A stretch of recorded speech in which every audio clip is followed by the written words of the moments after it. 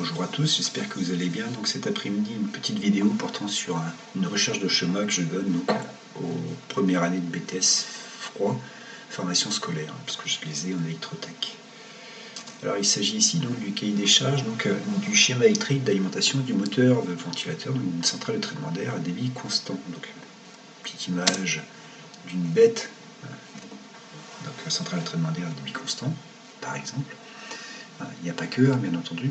Et on retrouve différents caissons, et en particulier ici, le caisson de ventilation, donc dans lequel on va retrouver notre moteur électrique qu'il va falloir alimenter.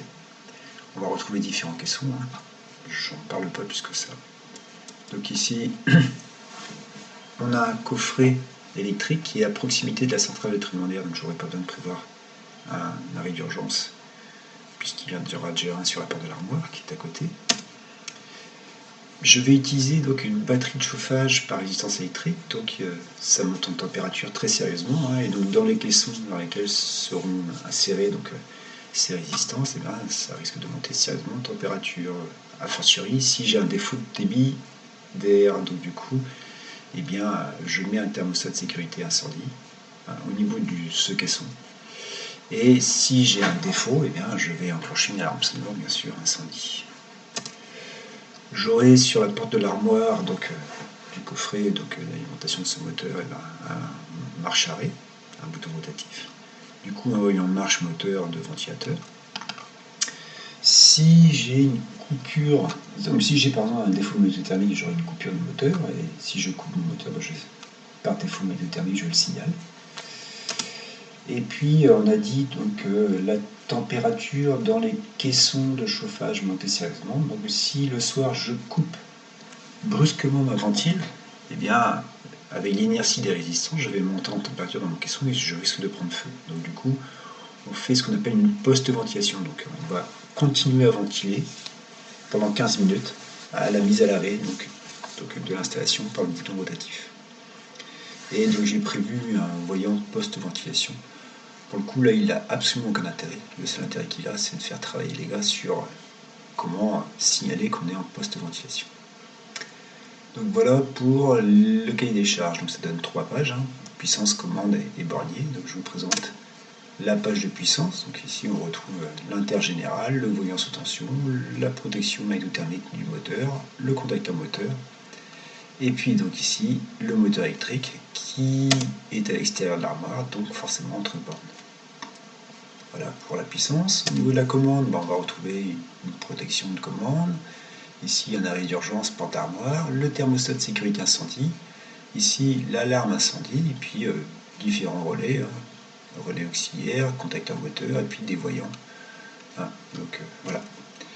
Donc du coup, le thermostat de sécurité et l'alarme sont bien en dehors de l'armoire. Donc du coup, on va retrouver des bornes aux bornes donc, de leur liaison, voilà, ici, là et là. Bien, au niveau du fonctionnement, donc là tout est à l'arrêt, mon disjoncteur magnétothermique est armé, donc ici ce contact est fermé, celui-ci est ouvert, donc j'ai rien en fonctionnement. Je mets en marche mon ventilateur, donc je tourne mon bouton rotatif, ce contact se ferme et celui-ci s'ouvre. Ce contact se ferme, donc mon moteur démarre. Ce contact se ferme, donc ici ce bloc temporisé de repos donc, est alimenté, donc ce contact se ferme de suite, et j'alimente mon relais K1, et ce contact se ferme. Donc mon ventilateur fonctionne, voilà, et ici ce contact est ouvert, donc mon contact K1 est fermé, mais ce contact étant ouvert, je ne signale pas de post-ventilation, puisque ça n'est pas le cas. Donc je suis en train de ventiler, j'ai un défaut magnétothermique. Ce contact s'ouvre, je coupe mon ventilateur, ce contact se ferme, j'enclenche ici un défaut magnétothermique. Je solutionne ce problème, je réarme. Du coup, j'ai réarmé, voilà, c'est reparti, puisque ici c'était fermé, c'est reparti. Du coup, j'arrive en fin de journée, en fin de journée où je décide d'arrêter mon moteur de ventilateur. Donc ici, j'ouvre mon marche-arrêt. Donc là, ici, ce contact s'ouvre et celui-ci se ferme. Ce contact s'ouvre. mon ventilateur reste alimenté. Ce contact s'ouvre, donc je coupe l'alimentation de ma bobine, de mon relais, de mon bloc temporisé. Donc du coup, ce contact comptabilise 15 minutes avant de s'ouvrir. Donc ce relais reste alimenté pendant 15 minutes. Donc ce contact reste fermé pendant 15 minutes. Au bout de 15 minutes, ce contact s'ouvre. Ici, c'était ouvert, donc mon moteur n'est plus alimenté. Et ici, pendant 15 minutes, ce contact est fermé, et ici, ce contact est encore fermé, puisque mon moteur continue à être alimenté pendant 15 minutes via, donc, ici, le système avec mon bloc temporisé. Donc là, ici, je signale la post-ventilation pendant 15 minutes.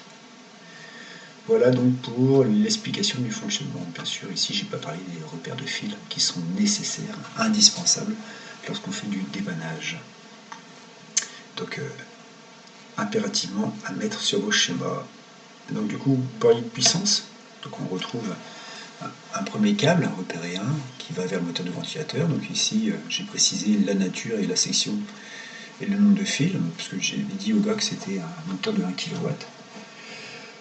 Donc là, du coup, 1 kW en tri, c'est moins de 5 ampères, donc pas de problème, on va passer en 5 carrés. Du coup, ici, voilà, les bornes, pour rappel, on retrouve ici les bornes X101, 2 et 3, X101, 2 et 3, avec les bornes U1, B1, W1, U1, V1, W1, du moteur de ventilateur, pas de problème.